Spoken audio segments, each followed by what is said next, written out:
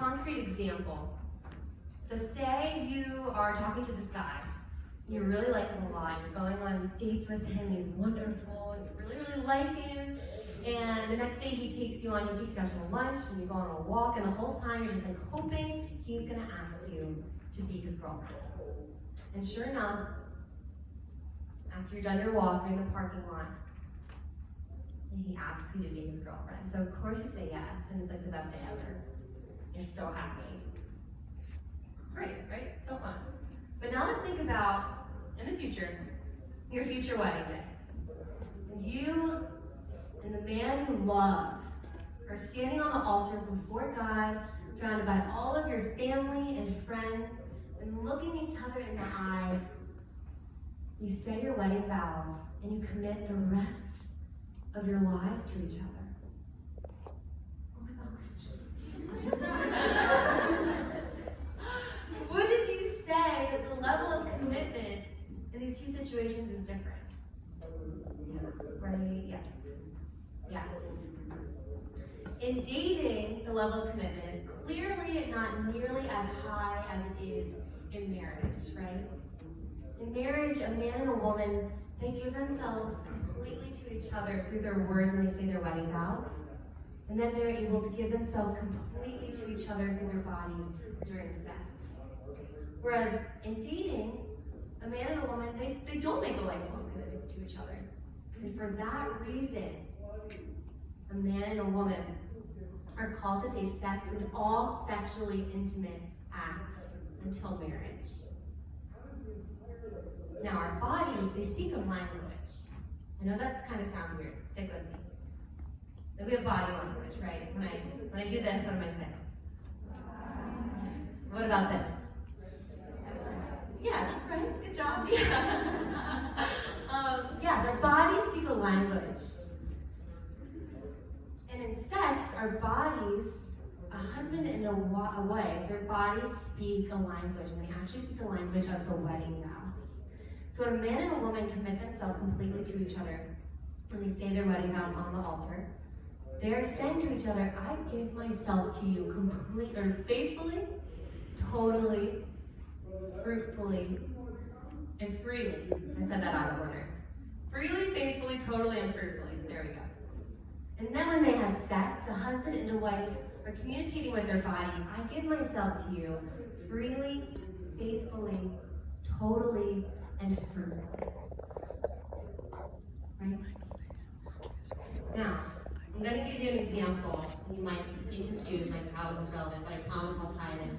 So say, at the end of my mission year, I'm so excited to see my mom, who I haven't seen in a few months. And after packing up my whole life at the house that I've been living in and driving 4.5 hours back home, I just can't wait to see my mom. I'm so excited, so excited. As I'm pulling in the driveway, I'm so excited to see my mom. And I park the car, and I get out, and I run up to the door, and my mom, she opens the door, and I punch her in the face. Like, can you imagine? My mom would be so confused, right? Her face would hurt. No matter how much I want that punch to mean, Mom, I love you. I missed you. It never will. It just won't. My body is speaking a lot in that situation. So I say this because in the same way, when a man and a woman have sex outside of marriage, their bodies are speaking a lie. No matter how much they want to be communicating to each other, I give myself to you freely, faithfully, totally, and fruitfully. They're not.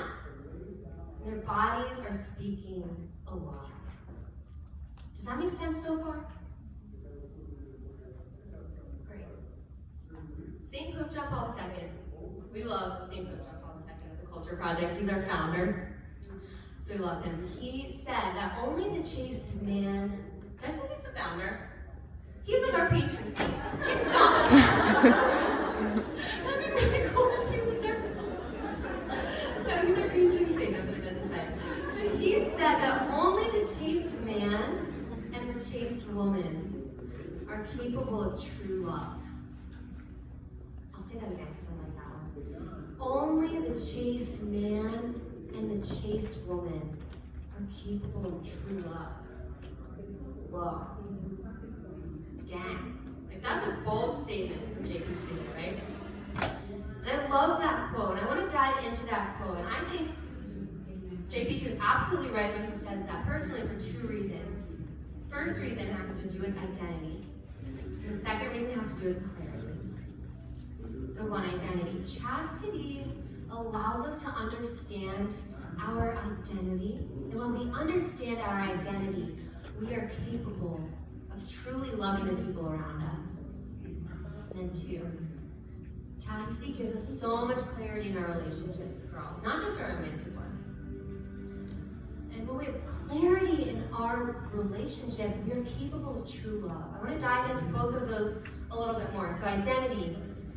We often hear that we are made in the image and the likeness of God, that our nature reflects His own, that our identity is rooted in Him. Like, what the heck does that mean? It's very abstract, right? It can be kind of like confusing.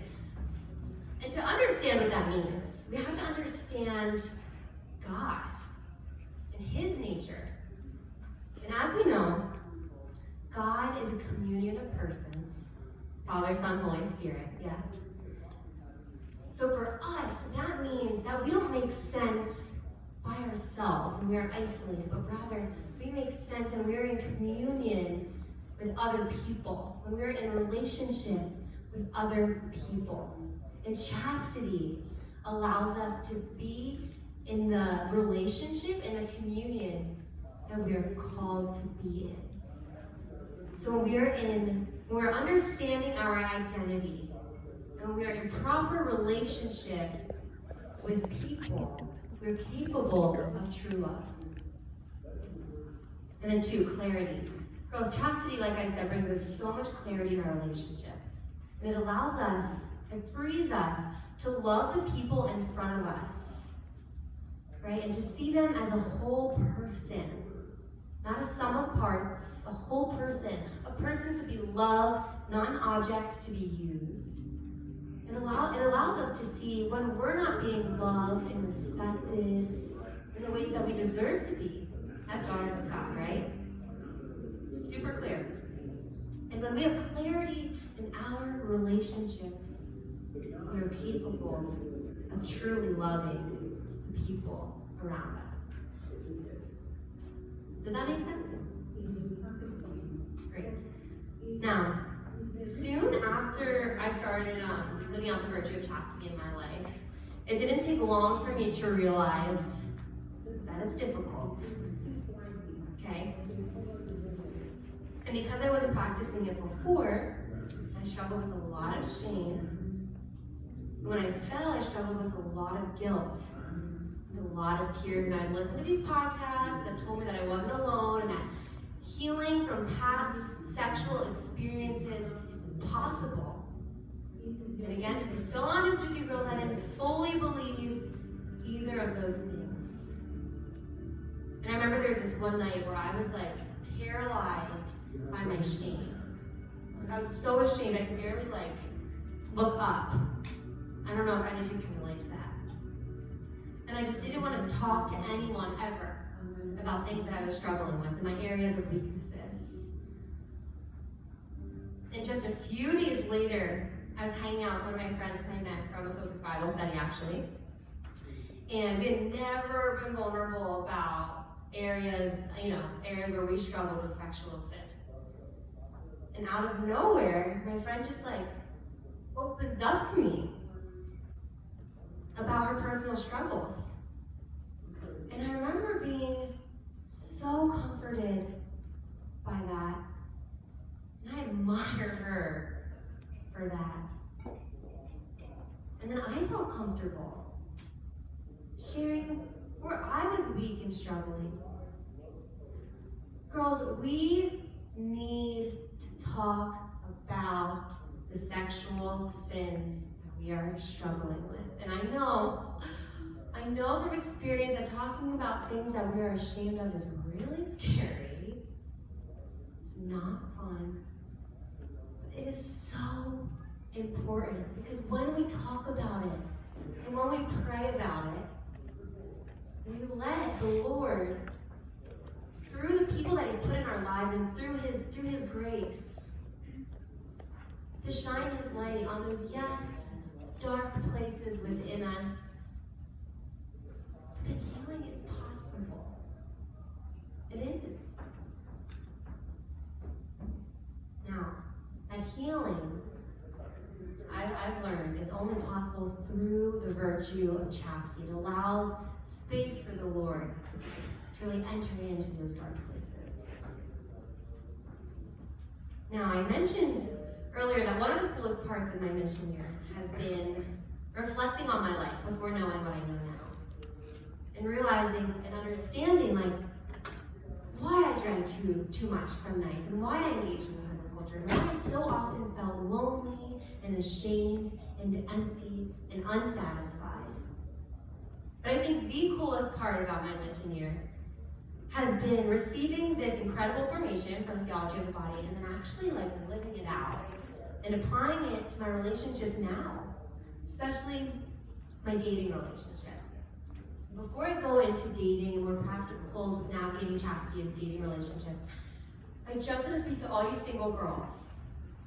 You're single, if you're not thrilled about your singleness, that is okay.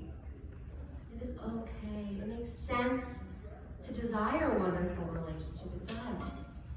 Because we're made to be in relationship with other people, like I've been saying, but that does not mean that that's only a dating relationship, only a romantic relationship. No. We're created for all relationships, and that can be friendships, good relationships with your parents, with your siblings, with the girls you disciple, with your focus missionaries.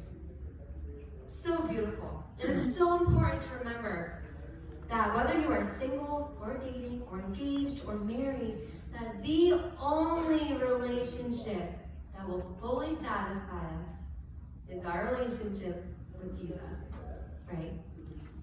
So important.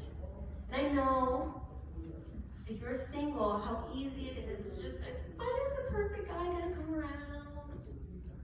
And to get so caught up in that. I know. And I know if you're dating, it's so easy to just like want to skip ahead in life. Right? Just be married and think that everything's gonna be great once I'm married. But I've learned, or what's helped me, I should say, is just focusing on our relationship with the Lord and really trusting that He has us right where He wants us right now. Yes? Okay. So, dating. Girls, there's not one perfect formula for dating. There's not. And I know it's so easy to get caught up in finding the perfect guy and finding him in the perfect way. Girls, my boyfriend, who I love very much, is a wonderful Catholic man. He slid into my Facebook DM. He's so embarrassed that I'm telling you that. He's like, I'm gonna think I'm so weird. He's not weird at the moment. We knew each other before, he just didn't have my number. But he slid into my Facebook DM. And do I sometimes wish that wasn't the start of our relationship? Yeah, sometimes. Oh my gosh. But then when I think about it some more, no. Because the imperfections in dating are all part of the experience. They really, really are. They really, really are. And we don't need perfection in dating. We need a prayer life in dating, but that prayer life can't end after we say that vision party in Novena for our future husband. The Lord, He needs us to act. He needs us to act so that He can work through us. So yes, was I completely thrown off when his name's Jake? When Jake slid into my Facebook DM, absolutely, I was very thrown off by that. But I decided to act, to reply to that Facebook DM, and to go on a date with him when he asked me. Now, I want to preface that when I share, I've been sharing a lot of personal stories with you, and I'm going to be sharing more about my dating relationship. And I'm not trying to just like talk about myself, but I really hope these stories are helpful. to you, and especially these ones that I'm about to share.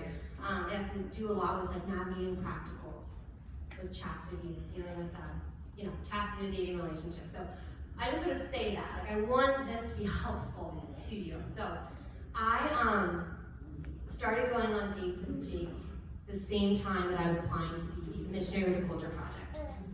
So I knew that I needed to be striving to live out the virtue of chastity in my life. I knew that I needed my next relationship to be a chaste relationship, because I was about to accept an offer for a job where I was going to be talking about chastity every single day with students. So that was really important. Really important. And I knew I needed to tell Jake where I was at, and that I wanted to save sex and all sexually intimate acts until marriage. That wasn't necessarily a statement that was just going to roll off my tongue at that time. So I was so nervous to talk to Jake about this. And to paint just a better picture for you, Jake, I really liked Jake at this time. He's handsome, and he's practicing Catholic, and he was getting along really well with my family. He was even a professional golfer at the time. I was really hoping this conversation was going to go smoothly. And although I was so nervous, I was so confident. I knew I wanted to be living in a chaste relationship. I wanted to be striving to live out the virtue of chastity in my life, and I was not about to compromise on that. So yes, I was very nervous, but I knew that. So it was at the end of our second date where I knew I needed to get these words out of my mouth.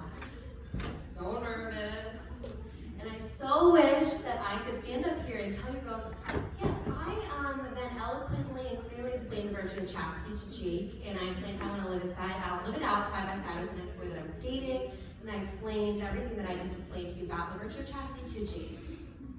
That is so not what happened, right? After several minutes of me stuttering and stumbling, tripping over my words, pretending like I actually didn't have anything that I needed to talk to him about, I blurted out something along the lines of, I don't want to do anything physical with you, and if that means you're not interested in me anymore, I totally understand. If you're gonna do that with girls, I totally understand that as well.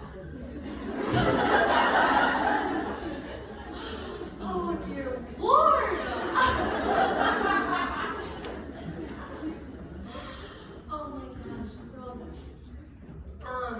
Having strong morals and being virtuous, it is enticing. If these strong morals are eloquently stated or not, it is enticing. And Jake, after I said that to him, he just looked at me and he said, I can't believe you would think I would like you any less now. If anything, I like you so much more because you said that. I was like, what?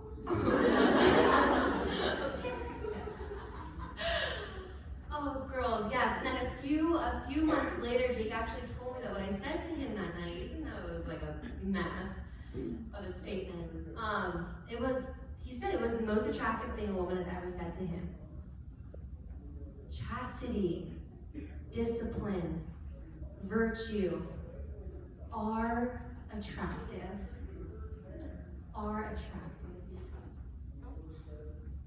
Now, I'm gonna grab some more water, if you don't mind. So clearly, or it shouldn't be a surprise that Jake and I, we didn't have our boundaries figured out in that initial conversation, because that was a jumbled mess, right? And I just want to say that chastity, for everyone and for every couple, it's a journey. It's gonna look different for everyone, every person, every couple. Chastity is a journey. In my personal experience, I've given in to temptation. I've resisted temptation. I've suppressed my sexual desires. I've acted on my sexual desires. I've turned my sexual thoughts into prayers. Chastity is a journey, okay? And a few weeks into our relationship, Jake and I were getting really discouraged by the lows of the journey and of our human weaknesses. In our, we were giving into temptation and lust, and I was so upset, and Jake was so upset that I was so upset. So we were just this hot mess, and we were having a conversation about how we could be better, how we could love each other actually suggested what we suggest to students when we get taught to the culture project, which is to draw the line before making out. And again, to be so honest with you, he said that, he suggested that, and I was like,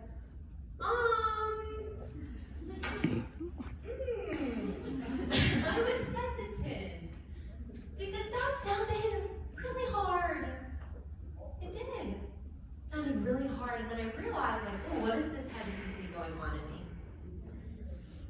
And I realized that by him suggesting that boundary, that was Jake truly loving me, putting the good of our relationship and my good before his own sexual desires. And I felt so honored and loved by that.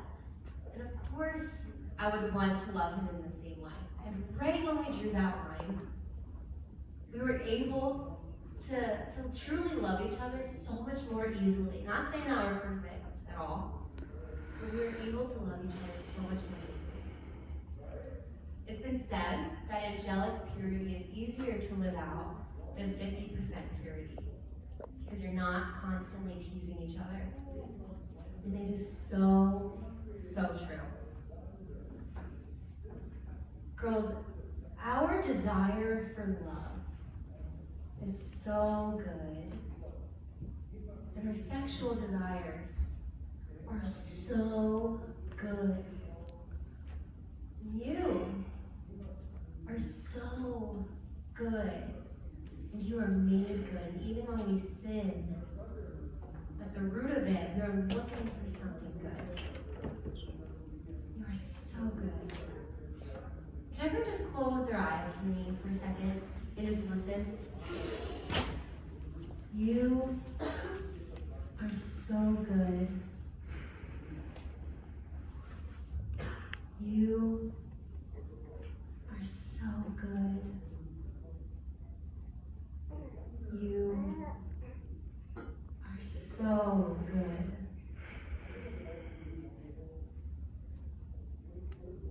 All right. Because I've heard it said that when we sin, our sins are like arrows.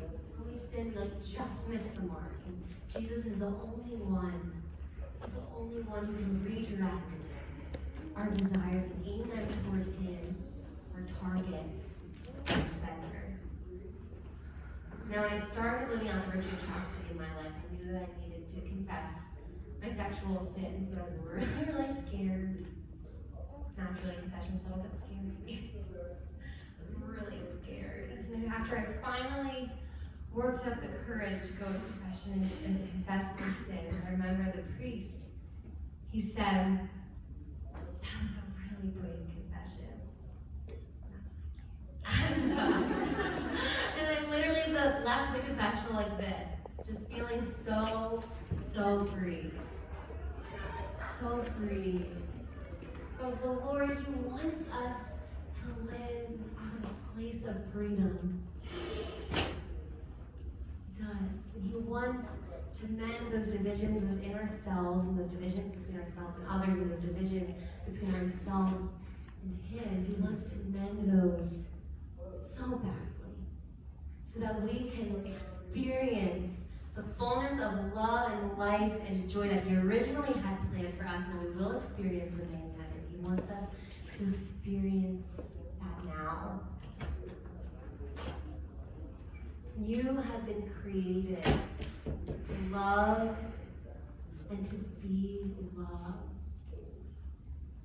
So the choice is yours. Will you let Jesus mend you? Thank you.